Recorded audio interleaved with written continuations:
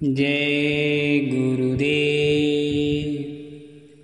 प्रेमी भाई बहनों, जो लोग भंडारे की सेवा करते हैं बहुत ही ध्यान से और गुरु की दया में करनी चाहिए, नहीं तो सेवा में भी श्राप लग जाता है। इसी संबंध में एक दृष्टांत आता है। एक दिन गुरु गोविंद सिंह जी महाराज के दरबार में एक मदारी अपने रीछ के साथ प्रस्तुत हुआ। मदारी के द्वारा सिखाए गए करतब रीछ ने संगत के सामने प्रस्तुत करने शुरू कर दिए। कुछ खेल इतने हास्य से भरपूर थे कि संगत की इसी करतब को देखकर हंसी रुक नहीं रही थी। करतब देखकर गुरु जी भी मुस्कुरा रहे थे। एक सिख ने ढाकों से सारा दरबार गुंजायमान था। वो सिख था गुरु गोविंद सिंह महाराज का चंवर झुलाने की सेवा करने वाला भाई कीर्तिया। भाई कीर्तिया, आप इन कर्तव्यों को देख बड़े आनंदित हो, गुरु साहब जी ने कहा। महाराज, इस रीछ के कर्तव्य हैं ही इतने हास्यपूर्ण सारी संगतें ठाके लगा रही है। मुस्कुरा तो आप भी रहे हैं दातार, भाई कीर्तिया ने कहा। हम तो कुदरत के करतब देखकर मुस्कुरा रहे हैं भाई कीर्तिया। गुरु गोविंद सिंह महाराज जी ने कहा, हम तो कुदरत के करतब देखकर मुस्कुरा रहे हैं। तो कीर्तिया ने कहा, कुदरत के करतब कैसे महाराज? अरे भाई कीर्तिया, क्या आप जानते हो इस रीछ के रूप में ये जीवात्मा कौन है? कीर्तिया ने कहा, नहीं दाता, ये बात मुझ जैसे साधारण जीव के बस में कहाँ। अरे भाई कीर्तिया, रीछ के रूप में संगत का मनोरंजन करने वाला और कोई नहीं, आपका पिता भाई शोभाराम है। भाई कीर्तिया जी को जैसे एक आघात सा लगा। सर से लेकर पांव तक सारा शरीर कांप गया। कुछ संभला तो हाथ में पकड़े चंवर साहब को गुरुपिता के चरणों में रख दिया और बोले, संसार सारा जानता है, मेरे पिता भाई शोभाराम ने गुरु दरबार में ताउम्र सेवा की। उन्होंने एक दिन भी गुरु सेवा के बिना व्यतीत नहीं किया। अगर उन जैसे सेवक की गति ऐसी है तो गुरु जी सेवा करने का कोई लाभ नहीं। भाई कीर्तिया, आपके भाई शोभाराम ने गुरुघर में सेवा तो खूब की, लेकिन सेवा के साथ स्वयं की हस्ती को नहीं मिटाया। अपनी समझ को गुरु विचार में उच्च समझा। एक दिन हमारा एक सिख अपनी फसल बैलगाड़ी पर लाद कर मंडी में बेचने जा रहा था।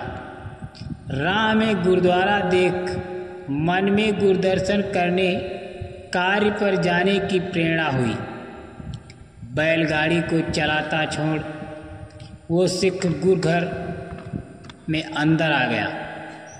गुरबानी का पावन हुक्मनामा चल रहा था। हुक्म संपूर्ण हुआ। भाई शोभाराम ने प्रसाद बांटना शुरू किया। भाई शोभाराम जी, मुझे प्रसाद जल्दी दे दीजिए, मेरे बैल चलते चलते कहीं दूर न निकल जाएं। सिख ने विनती की। मेरे सिख के मैल कपड़ों से अपने सफ़ेद कपड़े बचाते हुए तेरे पिता भाई शोभाराम ने कहा, अच्छा, थोड़ा परे होकर बैठ, बारी आने पर देता हूँ। बैलगाड़ी की चिंता सिख को अधीर कर रही थी। सिख ने 2-3 बार फिर विनती की तो मेरे पिता भाई शोभाराम ने प्रसाद तो क्या देना था, मुख से दुर्वचन कह दिए। कहा ना अपनी जगह पर बैठ। समझ नहीं आती क्या, क्यों रीछ जैसे उछल उछल कर आगे आ रहा है। तेरे पिता के ये कहे शब्द मेरे सिख के साथ मेरा हृदय भी बेधन कर गए। सिख की नज़र जमीन पर गिरे प्रसाद के एक कण पर पड़ी।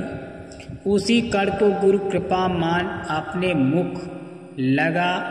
सिख तो अपने गंतव्य को चला गया, लेकिन व्यथित हृदय से ये जरूर कह गया, सेवादार होना मतलब तो ये जीवों की गुरु नानक जानकर सेवा करें, गुरु नानक जानकर आदर दें। जो सेवा करते वचन जो सेवा करते वचन कहते सोचे वो वचन गुरु नानक को कह रहा है। प्रभु से किसी की भावना कहाँ छिपी है। हर कोई अपने कर्म का बीजा खाएगा। रीछ मैं हूँ या आप, गुरु पातशाह जाने। सिख तो चला गया, लेकिन मेरे पिता की सर्वचर्चित सेवा को गुरु नानक साहब ने स्वीकार नहीं किया।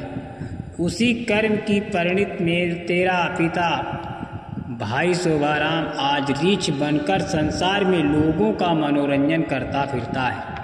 उसका उछलना कूदना लिपटना आंसू सब के लिए मनोरंजन है। गुरु पिता मेरे पिता को इस शरीर से मुक्त करके अपने चरणों में निवास दीजिए। हम बारीक मुग्ध यान पिता समझावेंगे, मुझ दूजी नाही ठौर जिस पे हम आवेंगे। हे करुणा निधान कृपा करके मेरे पिता की आत्मा को इस रीछ के शरीर से मुक्त करें। गुरु जी ने अपने हाथों से रीछ बने भाई शोभाराम को प्रसाद दिया। भाई शोभाराम ने रीछ का शरीर त्याग गुरु चरणों में स्थान पाया। गुरु जी से क्षमा मांग चंवर को उठा भाई। कीर्तिया फिर से चंवर की सेवा करने लगी। गुरु चरण चित्तला बंदिया, बुराई की आदत। जय गुरु।